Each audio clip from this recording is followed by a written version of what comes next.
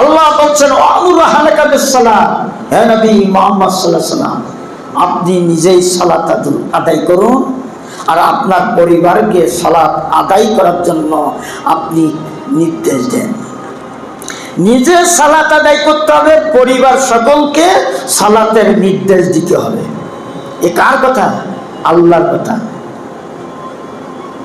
বাড়ির পরিবার, ছেলে মেয়ে, বৌমা, স্ত্রী যারা আছে, পরিবারে যারা আছে, আমি একাই আমি সালাত আদায় করব আল্লাহকে খুশি করার জন্য, জান্নাত পাওয়ার জন্য। কথা ঠিক কিনা? মানুষ সালাত আদায় করে কি জন্য? জান্নাত পাওয়ার আশা না? তাই এটাই যদি হয়, একা একা জান্নাতে যাবেন এটা না, আপনার পরিবার সকলকে সালাতের জন্য নির্দেশ দাও। কে বলেছেন? আল্লাহ। খোঁজ খবর নিতে হবে। বোমা সালাত আদায় করেছে, ভাত এখন না।